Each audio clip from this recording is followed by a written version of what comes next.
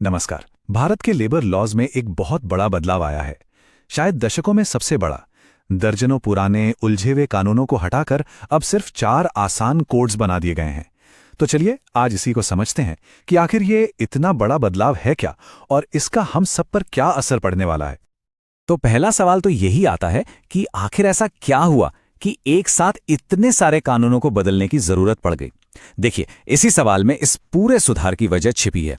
ये हमें बताता है कि पुराने सिस्टम में दिक्कतें क्या थी। आप इसे ऐसे सोचिए कि पुरानी व्यवस्था ना एक बहुत ही गहरी भूल भुलैया जैसी थी। सालों से इतने सारे कानून और नियम एक के ऊपर एक बनते चले गए कि कंपनियों और कर्मचारियों दोनों के लिए ही यह समझना मुश्किल हो गया था कि आखिर करना क्या है। केंद्र सरकार के लेवल पर ही कुल 29 अलग अलग लेबर लॉज थे। जरा सोचिए, कोई भी नया बिजनेस शुरू करने वाला इन 29 नियमों के जाल में ही उलझ कर रह जाता था। यह सिर्फ मुश्किल नहीं था, बल्कि देश की ग्रोथ के रास्ते में एक बहुत बड़ी रुकावट भी बन गया था। तो इस पूरी उलझन को सुलझाने के लिए सरकार ने इन सभी 29 कानूनों को एक साथ लिया और उन्हें बदलकर सिर्फ 4 कोड्स में समेट दिया। जी हां, 29 से सीधे 4। ये इस पूरे सुधार का सबसे बड़ा और सबसे जरूरी कदम है। वादा यह है कि इससे पूरी व्यवस्था आसान हो जाएगी। अच्छा, तो 29 से 4 सुनने में तो बहुत ही अच्छा लग रहा है, लेकिन ये 4 नए कोड्स असल में हैं क्या? चलिए अब जरा इनको एक एक करके देखते हैं कि ये काम कैसे करते हैं। तो ये हैं वो 4 नए पिलर्स। पहला है कोड ऑन वेजेस, जो सैलरी और मजदूरी तय करता है। दूसरा है इंडस्ट्रियल रिलेशंस कोड, जो कंपनी और कर्मचारियों के रिश्ते को देखता है।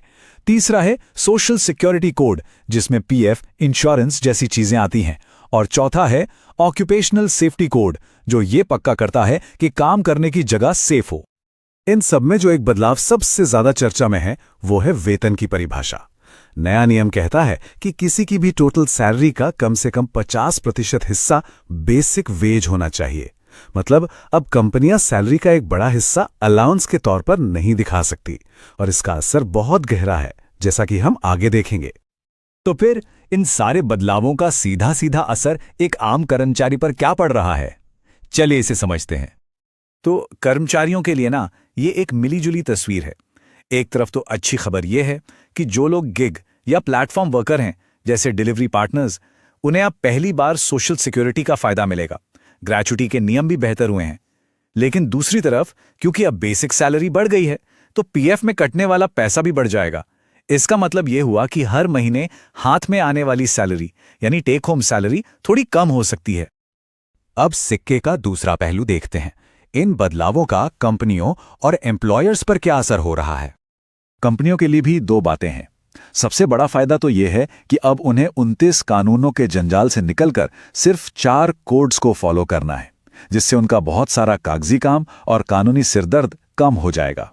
लेकिन 50% बेसिक सैलरी वाले नियम का मतलब है कि उन्हें कर्मचारियों के पीएफ में ज्यादा पैसा जमा करना होगा, और अगर कोई ओवरटाइम करता है तो अब पेमेंट डबल रेट पर करना होगा। इन दोनों ही वजहों से कंपनियों का खर्चा बढ़ सकता है। चलिए अब थोड़ा जूम आउट करते हैं और इस सुधार की बड़ी तस्वीर को देखते हैं। आखिर सरकार का असल मकसद क्या है इसके पीछे? देखिए, ये सुधार इसलिए बहुत जरूरी है क्योंकि ये उन कानूनों को बदल रहा है जो आजादी से भी पहले के बने हुए थे और आज के समय में पुराने पड़ चुके थे। ये पहले बार गिग वर्कर्स को कानूनी पहचान देता है। साथ ही देश की जो बहुत बड़ी इनफॉर्मल इकोनॉमी है, उसे फॉर्मल बनाने की ये एक बड़ी कोशिश है। और हाँ, इसका एक बड़ा मकसद ease of doing business ranking में भारत को ऊपर लाना भी है। लेकिन ऐसा नहीं है कि हर कोई इन बदलावों से खुश है। कई ट्रेड यूनियनों का यह मानना है कि इन नए कानूनों से कर्मचारियों के अधिकार कमजोर हो सकते हैं और कंपनियों को आसानी से नौकरी से निकालने की छूट मिल सकती है, जिसे हायर एंड फायर कल्चर कहते हैं। पर यहां एक प्रैक्टिकल दिक्कत भी है। केंद्र सरकार ने तो कानून बना दिए, लेकिन लेबर एक ऐसा सब्जेक्ट है जिस पर राज्य भी अपने नियम बनाते हैं। तो जब तक हर राज्य अपने हिसाब से नियम बनाकर उन्हें लागू नहीं करता, तब तक पूरे देश में एक जैसा सिस्टम लागू नहीं हो पाएगा, और इस बीच कुछ समय के लिए कंफ्यूजन बना रह सकता है। तो अंत में सबसे बड़ा सवाल यही है, क्या ये नए कानून देश की आर्थिक तरक्की और कर्मचारियों के अधिकारों की सुरक्षा के बीच एक सही बैलेंस बना पाएंगे? इसका जवाब तो शायद हमें आने वाला वक्त ही देगा।